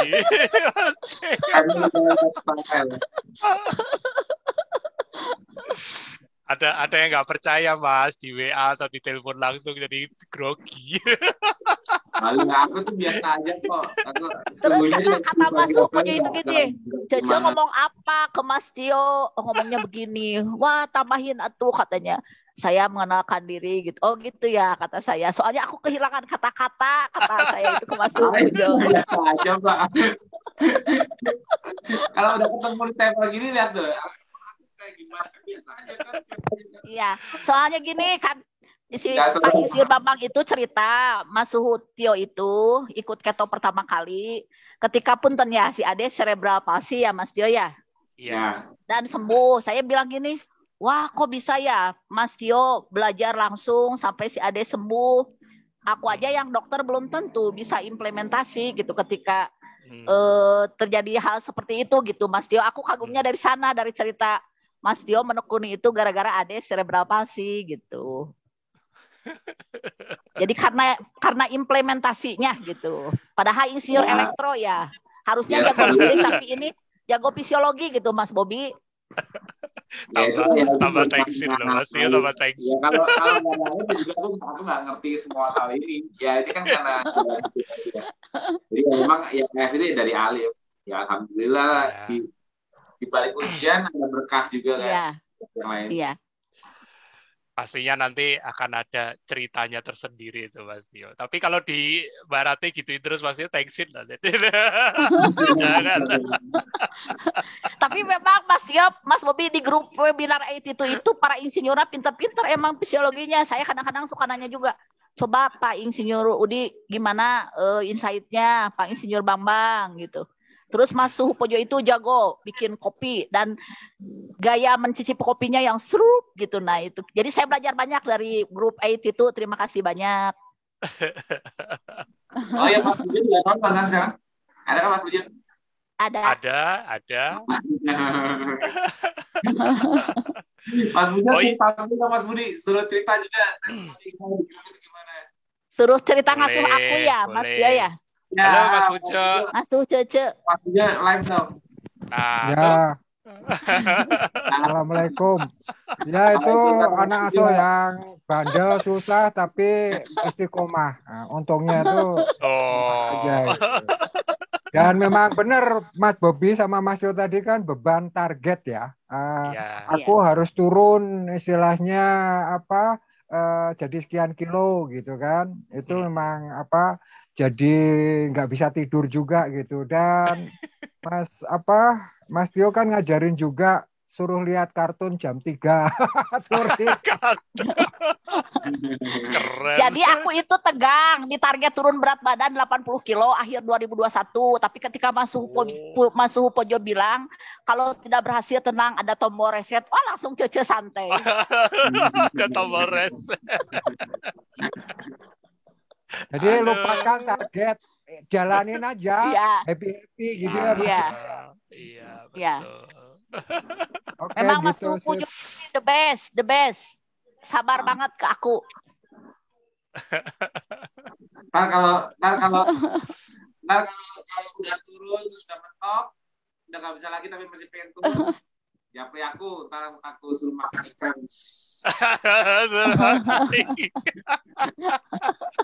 Aku suruh makan ikan tok, itu pasti lebih turun lagi. Kalau sekarang mah masih gampang, bagusin olahraga udah jalannya. Ya, siap. Tapi sebenarnya aku ini bukan hebat ya. Kalau istriku nggak keto gitu loh. Jadi Mbak Ida keto, jadi bisa support yang keto-fi gitu loh. Mbak Ida kan bisa bikin itu makanan-makanan keto kan? Iya makanya. Iya. Karena aku punya Mbak Ida itu, aku bisa istiqomah ya. Makanya keren. Bapak sih ke Mbak Ida tuh kita bikin, kalau nggak Mbak Ida bisa bikin bala-bala nggak? Bisa. Tidak bala-bala gitu. Macam-macam keto-fi-nya aneh-aneh lah pokoknya gitu. Aduh kan. Ya. Di Bandung itu jago-jago loh harusnya. Ya ini jadi bukti bahwa makanan itu bisa kita cari solusinya. Gampang. Yang penting modalnya tuh tidurnya harus bagus, puasa jadi mudah, olahraga juga mudah, rileks mudah, bijak milih makan juga mudah, tidur lagi mudah lagi. Kuncinya tuh harus modal kita tuh harus benar. Kalau di KF itu 5 pilar itu harus bikin harmonis supaya smooth gitu loh. Iya. Nah, terus kali tiket ada pertanyaan apa Mas Budi yang bisa aku bantu? Belum ada yang terlalu ini sih. Cuman tadi Mbak Rati kayaknya belum cerita tuh rekan sejawat. Nah, itu ada yang nanya. Iya. Gimana Mbak Rati ceritanya dengan rekan sejawat tuh? Makasih Mas Bobi ya.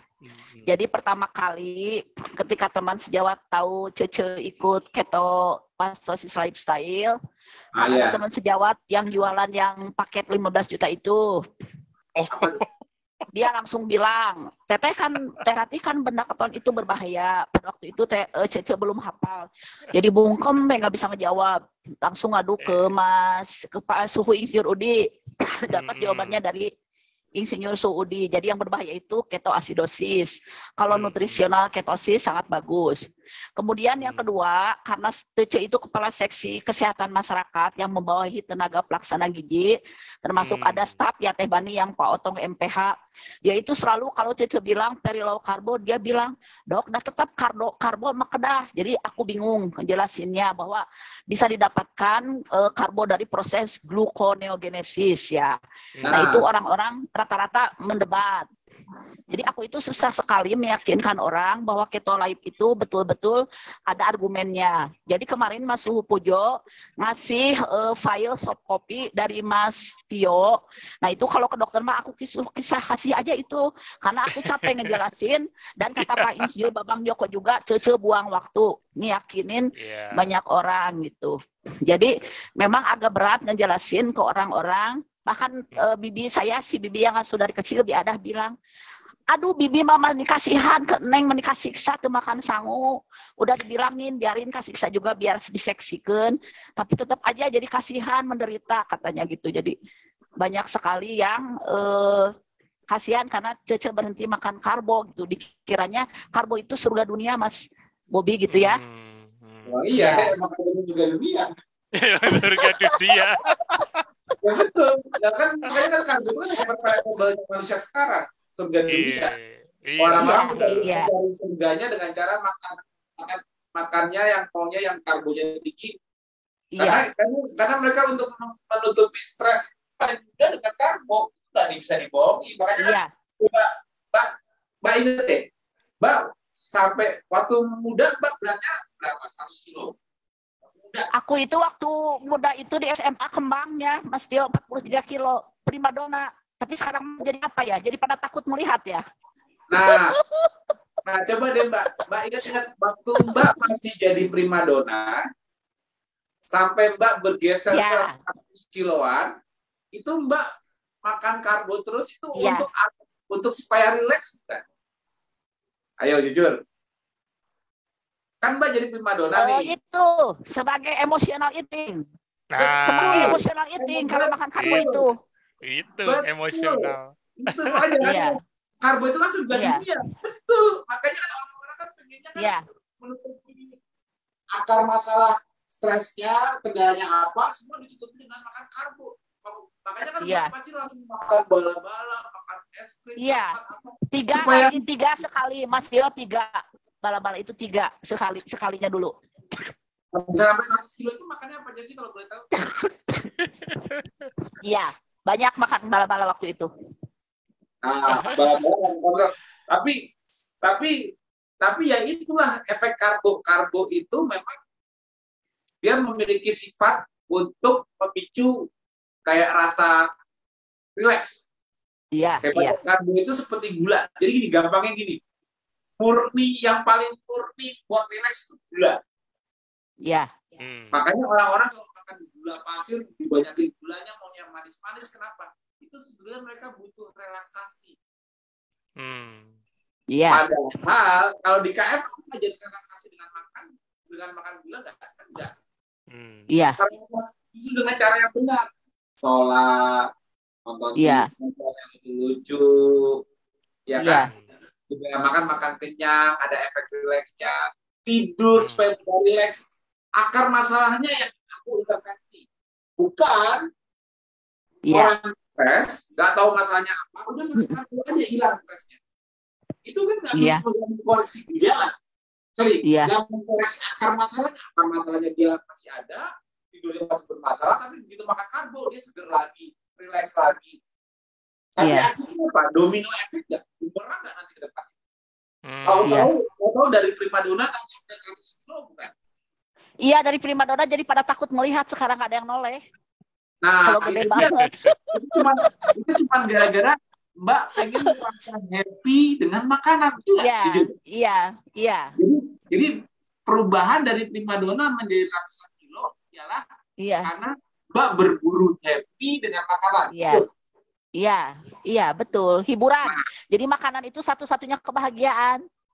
Betul. Nah, sekarang aku tanya, Mbak melihat aku sekarang kira-kira aku happy nggak? Happy dan lebih ganteng dari yang dulu-dulu. Lebih ganteng. Teksin lagi Mas Tio.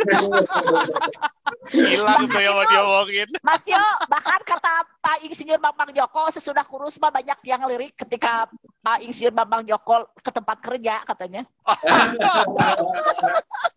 Ada suhu Pak Bambang Joko juga di sini ya. Bahaya ini. Bahaya ini aku nggak boleh kan. bahaya.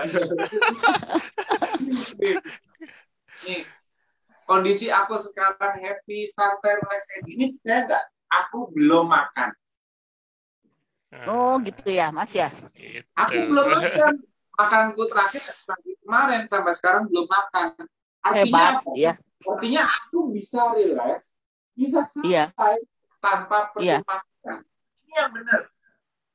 Iya. Kadang-kadang orang kalau dia nggak bisa relax, nggak bisa santai sebelum makan, akhirnya dia mencari relaxnya dengan makanan, ya gitu. Dia nggak Iya. bisa troubleshooting, nggak bisa solving penyebab dia cemas kah, atau insecure lah, atau apapun membuat dia tidak relax. Itu dia tidak bisa ketemu jawabannya, akhirnya dia memburunya apa? Memburunya dengan makan-makan enak. Makan coklat, Iya. makan mie ayam, makan apa, kalau malam harus makan, kalau malam harus, supaya bisa tidur harus makan karbo lagi. Akhirnya mereka nggak sadar, mereka bergulir dalam obesitas nantinya. Atau penyakit-penyakit yang lebih buruk lagi, diabetes, hipertensi, dan sebagainya. Karena apa? Karena sebenarnya basic simple-nya ialah bisa jadi mereka senangnya itu cuma setelah makan. Iya. Betul dong? Nah, coba deh kayak ini. Aku bisa makan wangi aja, kenapa? Karena aku bisa relax, bisa senang tanpa perlu dengan trigger makanan. Berarti kan aku kan menemukan cara relax. Menemukan cara lain untuk senang. Jadi bukan hanya makanan, memang udah jelas. Kalau aku nanti masukin dalam makan, aku akan itu waktuku yang paling terrelax, paling tersenang. Kenapa? Karena cuma makan sekali sehari itu, kalau pas makan itu nikmatnya luar biasa, kepuasan luar biasa. Itu benar nggak bohong. Tapi saat dia makan bukan berarti aku nggak bisa relax dong. Saat dia makan nggak bisa senang dong. Nah, jadi emosiku yang terkontrol, ini modalku di KF dengan tidur bagus, aku moodnya jadi bagus, jadi aku nggak geragas, nggak gampang makan ya gitu. Jadi Mbak udah punya pengalaman hidup sendiri dari 52 derajat sampai 100 kilo, ternyata alat menjawab emosional ini, betul nggak? Iya, betul. Itu makanya banyak orang yang bilang, aduh aku nggak sanggup, kalau pas karbo, aduh karbo sudah dia nggak sanggup. Berarti the big question mark-nya ialah apa? Oh, berarti kamu nggak sanggup karena kamu baru bisa senang setelah makan karbo ya? Iya. Coba deh, olahraga bisa bikin senang. Frekuensi bikin senang. Sholat bikin relax. TikTokan nggak bisa kan? Iya. Nggak perlu makan kan, TikTokan aja terus. Saya suka pargoy sama Teh Bani, Mas Dio. TikTokan bikin kenyang. Tapi TikTokannya Teh Bani sesudah asar, kata Mas Dio, catat ya. Jadi sebelum pulang kantor. Kan pulang kantor jam 3.45, jadi TikTokan dulu ya Mas Dio ya, siap. Iya. Udah rutin jadwalnya.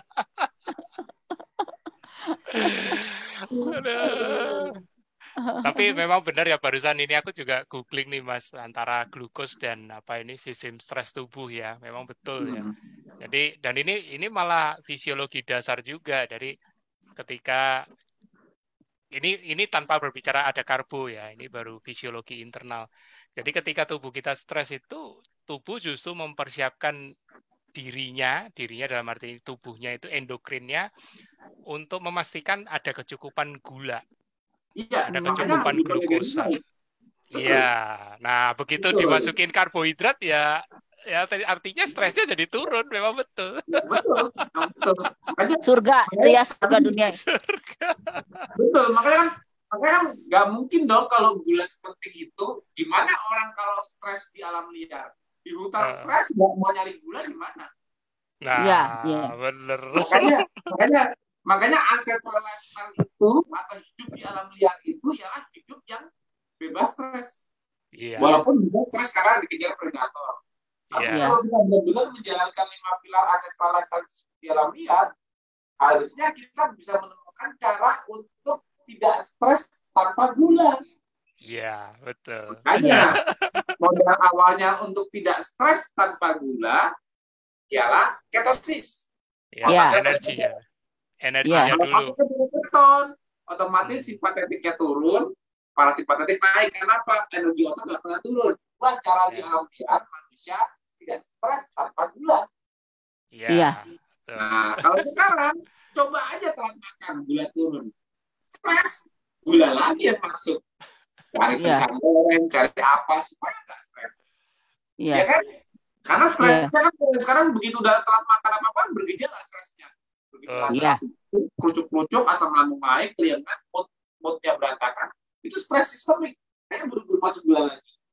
Makanya bagi mereka yang stresnya belum bisa diatasi secara alami, kalau harus melepaskan karbo, mereka bakal kesulitan membayangkan hidup tanpa karbo alias Iya. Padahal sebenarnya itu pengakuan ya. Ya, contohnya tuh, gimana aku bisa jadi 114 kilo kayak gitu? Dulu juga sama. Stres apa? Jawabnya semuanya ialah dengan makan. Kalau makan bakso, pakai mie, nasi uduk, nasi goreng. Kalau malam, kalau mau tidur harus makan mie dok dulu.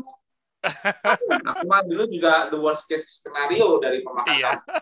Sama emotional eating juga. Makanya aku bisa overweight. Ya, betul. Itu efek sampingnya tuh, penimbunan glukosa ya begitu. Memang mau menurunkan stres, tapi efek sampingnya ya itu jadi melebar. Ya, melebar gitu loh. Makan tinggi kan? Akhirnya ya dengan KF ini aku ngajarin orang untuk gaya hidup ancestral ini supaya apa? Supaya kita tidak lagi emotional eating. Yes. Iya. Ya, kita tidak lagi emotional eating. Gimana Mas supaya nggak emotional eating? Ya jangan emosi. Jangan stres. Gimana Mas supaya nggak emosi? Ya relaksasi. Iya. Gimana Mas supaya udah relaksasi? Ya tidur bagus. Ya kan? Semua akhirnya berkaitan kan? Fondasinya berkaitan kan? Pengen gak emotional eating, ya jangan emosi. Iya. Pengen gak emosi, ya relaksasi. Pengen relaksasi bagus, ya tidurnya harus bagus. Kalau orang tidurnya bagus, seger, relax, mood bagus, kenapa perlu emotional eating lagi?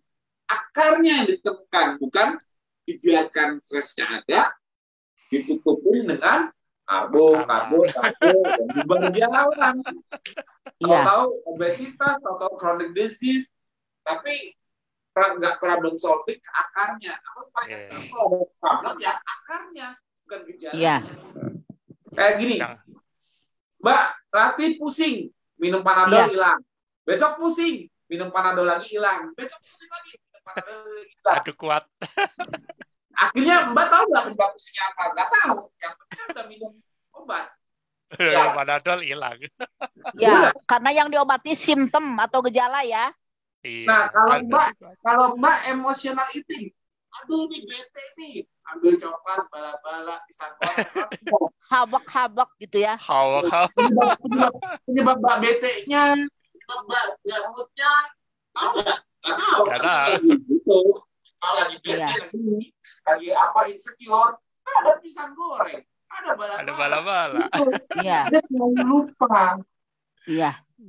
Nggak tahu akar masalahnya apa. Itu kadang-kadang ya dunia sekarang tuh seperti ini. Yes. Serius loh.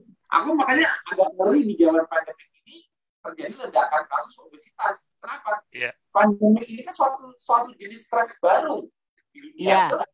Yeah. Dan stres yang tidak ada sebelum pandemi ditambah kalau itu mulai dari stres ekonomi, stres sosial, apapun itu. Ada pandemi, stresnya bertambah nggak orang-orang? Nah, kalau sosial masih tinggi, Mas.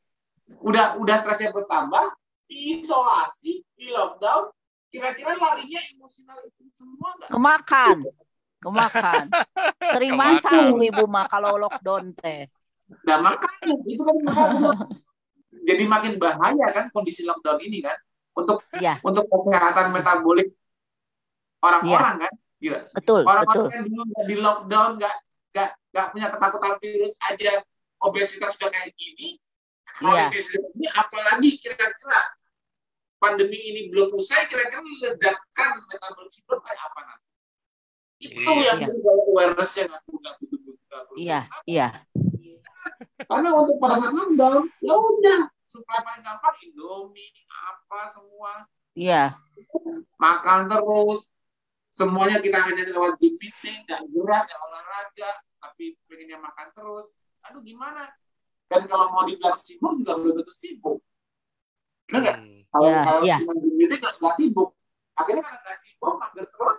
Aduh ya enaknya ya emosional eating, sambil ngemil apa. Itu loh yang aku agak ngeri dengan pandemi. Iya. Jujur yang tinggi stresnya saat ini ya psikososial, tapi yang versi digitalnya, Mas. Tapi larinya emotional eating juga, Mas. Iya, memang larinya emotional eating pastinya. Pasti. Karena dari stres itu orang larinya ke apa nih supaya turun kan stresnya kan itu. Iya, mencari pelarian ya, Mas Bobi ya, mencari pelarian. Persis seperti yang tadi pagi aku posting gitu. Sebenarnya dia mampu. Kalau orang lagi kondisi kayak gitu, lagi kondisi stres, dia mau nurunin stres, ada pilihan donat sama ikan. Aduh, gue stres nih, pengen makan ayam. Gak ngaruh, gak ngilangin stresnya. Kalau nggak stresnya, ambil donat. Bisa. Ayam.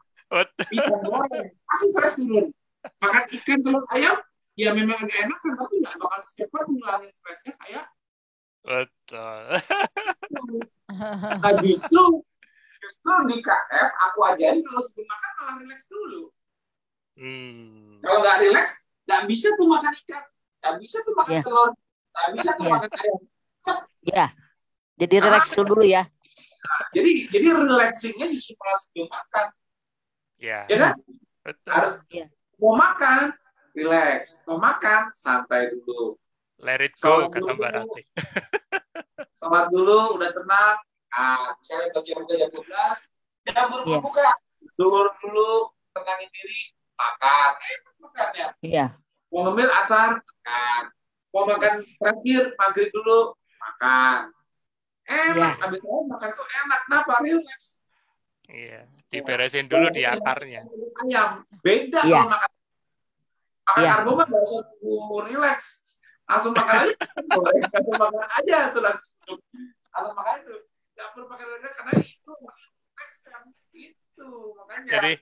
Jadi ceritanya lagi marah-marah di media sosial sambil ngunyah donat. Ya. Betul, itu cecepisan dulu. Ini yang tadi pagi aku sharing, Mas, di Facebook. Oh, ini ya. Vicious cycle dari psikososial digital saat ini. Jadi orang kan punya masalah. Ya, orang kan punya masalah. Kemudian karena pandemi, ya kan banyak di rumah, ketakutan, akhirnya lari ke internet. Nah, media sosial ya jadinya ya macam-macam kan stresnya. Banyak yang emosi. Balik lagi muter terus. Iya, belum nanti kalau ini larinya kemana-mana. Nah, iya. Kalau yang nggak tahu jadi muter terus ini. Ya, gitu. Itu. Kita harus menyadari sendiri apa stresor kita. Stresor kita di saat pandemi ini apa, harus terus sadar dan aware. Jangan sampai kita menutupinya terus dengan makanan sama karbo atau jangan deh. Kita belajar relax. Dan ini bagusnya nih di acara ini aku ngajarin bahwa doa, sholat itu relaxing. Coba deh orang-orang yang sekarang, kan kita semua beragama, kita semua kan punya cara berdoa masing-masing. Iya. Aku yakin doa setiap agama itu tujuannya ialah apa? Relaxing. Hasilnya akhirnya ialah relax. Makanya kalau orang bingung gimana supaya saya bisa relax ya? Coba tanyakan, berarti kemarin cara kita beribadah belum menghasilkan sesuatu yang maksimal loh. Ibadah itu harusnya memberikan outputnya yang benar, hasilnya ialah relax, ketenangan, ketentraman. Ya, damai. Berarti kamu habis orang nggak tentram, aduh. Something wrong. Betul. Pulang dari gereja nggak tentram, something wrong. Nah, jadi jangan jadikan kayak sholat kita apa itu cuma kayak ritual. Aku takut dosa, aku sholat. Takutnya ya, aku nggak mau bilang. Takutnya Takutnya kewajiban kita beribadah itu karena cuma takut dosa lagi. Jadi kan cuma kayak kebiasaan kewajiban. Itu salah sebetulnya. Itu kalau benar-benar kita memahami itu hasilnya secara fisiologi ya relax. Coba deh. Ya. Belum bingung jauh-jauh meditasi, hipnotis apa sampai ke Bitman, coba kembalikan ke diri masing-masing. Padahal kita udah dikasih modal loh dengan ibadah itu. Tapi kalau saya nggak bisa relax dengan ibadah, siapa tahu kita bisa kembali menemukan esensi sebenarnya, nggak sekedar ritual. Pasti something bakal lebih baik deh setelah. Cobain dulu.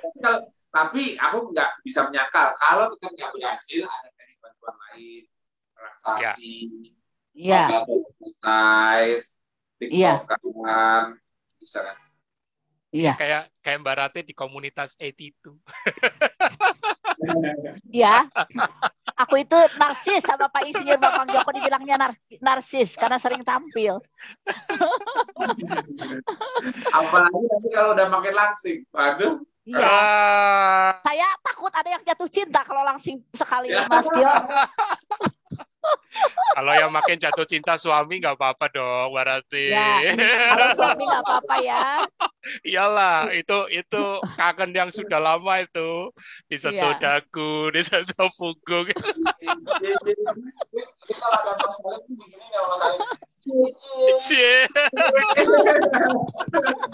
Nggak masalah tapi keren, maksudnya Mbak Rati ini kan aku tadi baru nggak.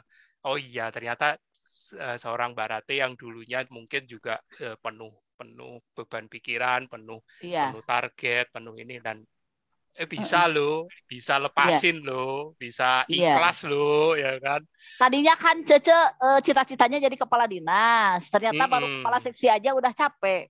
Jadi udah cita-cita jadi kepala dinas jadi lepas, udah jadi bintang TikTok aja deh. Tapi jangan-jangan memang rencana yang di atas itu dulu, Mbak Rati. Soalnya kalau gitu langsung kepala dinas, wah bisa jungkir balik nanti. Kepala jadi kaki, kaki jadi kepala nanti. Lebih susah lagi lepas beban. Tadi cukup dengan 8.000 followers sudah bisa jeceh gitu. Bahasa Sundanya jeceh itu kan. Apa dengan nih? Bahasa Indonesia ya jeceh apa? Aku udah bangga gitu, proud of me dengan 8.000 follower.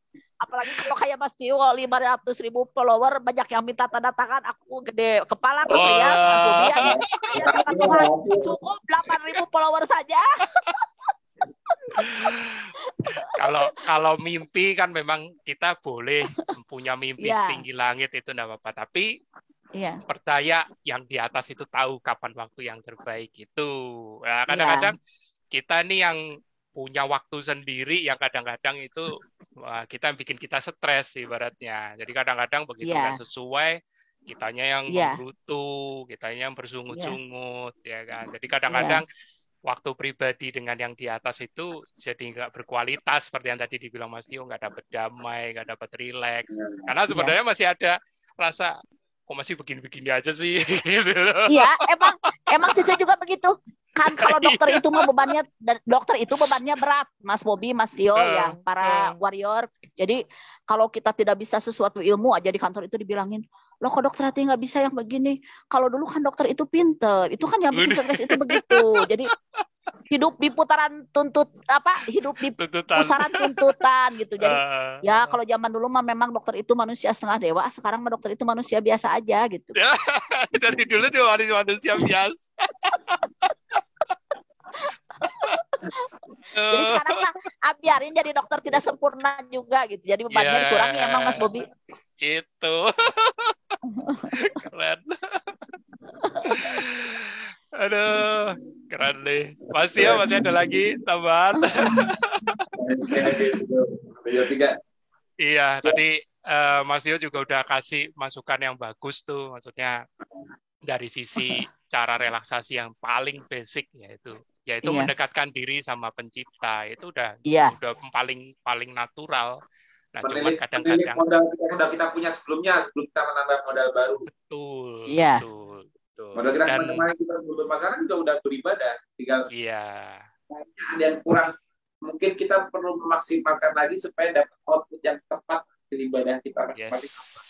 Yes. Itu tentu nggak ada toolsnya, cuma kita ya aku harus ketemu masing-masing bahwa ibadah itu setiap orang yang beribadah harus outputnya relax. Ini kemarin kita cuma secara ritual atau kewajiban, coba deh dirubah, bener nggak ya bisa bikin relax? Nah, itu ada kurang, ada pagal untuk exercise apa kan bisa bagi lagi jamnya. Yes.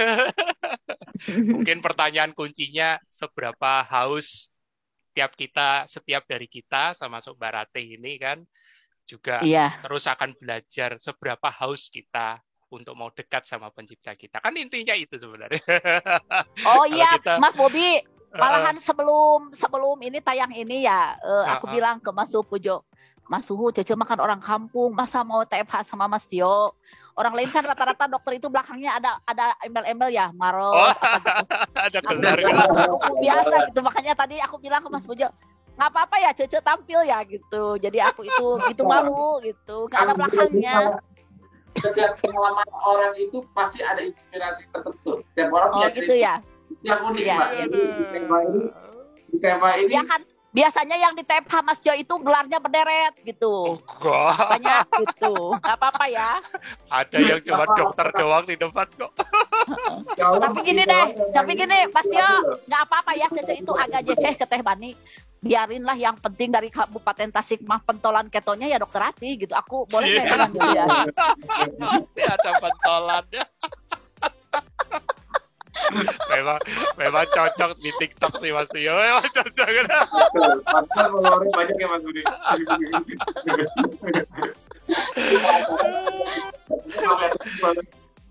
Biar ada prestasi gitu Mas Bobi, aku mendasihkan diri sendiri gitu.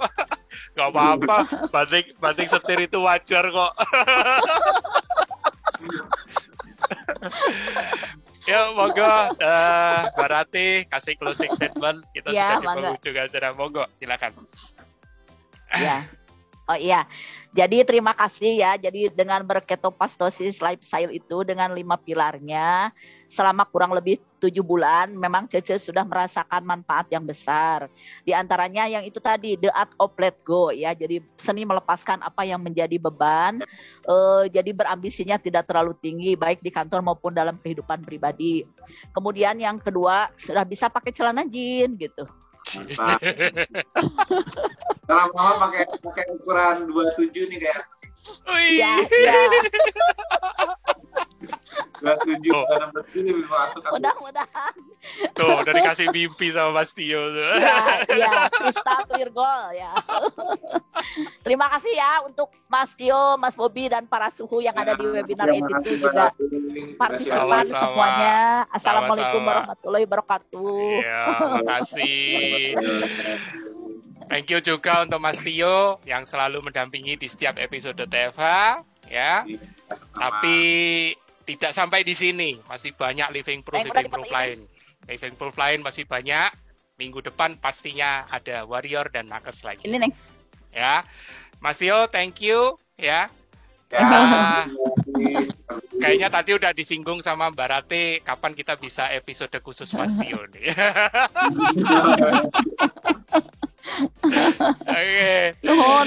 Oke, teman-teman.